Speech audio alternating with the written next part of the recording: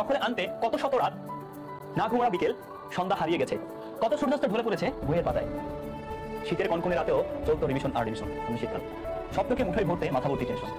তবু একটাই প্রশ্ন, ঘুরপাক খাই আমি পারবো তো? আমি জাহিদ হাসান যখন এসএসসি ছিলাম, আমার স্যার বলেছিলেন তোমার শরীরে হাড্ডি আর রক্ত থাকলে একদিন মাংসের অভাব হবে। তাই আজ মাংসের স্বল্পতার ভয়ে রাত জায়গা বন্ধ করো না।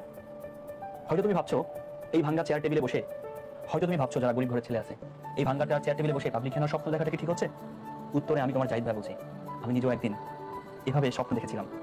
মনে রেখো, তুমি কোথা থেকে স্বপ্ন দেখতেছো সেটা কোনো বিষয় না, তুমি সফল হচ্ছ কিনা এটাই বিষয়।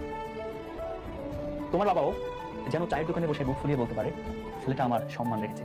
পরন্ত বিকেলে চাচিদের সাথে কষ্টের কথা শেয়ার করে, পরন্ত বিকেলে চাচিদের সাথে কষ্টের কথা শেয়ার করতে পারে আমার সন্তানটা ভার্সিটি সেমিস্টারের ব্যস্ততার কারণে বাসায় আসতে পারছে না। এটা কিন্তু আসলে কষ্ট। আমার সন্তানটা ভার্সিটি ব্যস্ততার কারণে হসপিটাল পাওয়া যাবে, তোমার অনেক কষ্ট হবে সেমিস্টারের কারণে একটি মধ্যবিত্ত পরিবারের সন্তান হিসাবে স্টুডেন্ট লাইফে আপনি বিশ্ববিদ্যালয় থাকবে চোখের নিচে কালি জমবে, কোমর ব্যথায় টনটন করবে, রাত পেরিয়ে ভোর হয়ে যাবে 100%। আর এই কথাগুলো সে কোথায় নোট করে রাখবে? এইখানে।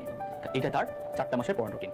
এই যখন তার কোমর ব্যথা করে রাত 5টা লিখে রাখবে, 5 অ্যাকাউন্টিং শেষ করলাম, 4টা মাস লিখে রাখবে, তার সফল হবে, সে মানুষকে এটা দেখাবে। আমি জানি এটাও আমরা কুরিয়ার হিসেবে দিয়ে দিচ্ছি। চোখের নিচে কালি জমবে, কোমর ব্যথায় টনটন করবে, রাত পেরিয়ে ভোর হয়ে যাবে, তবুও থেমে গেলে চলবে না, এর নামে অ্যাডমিশন কথা।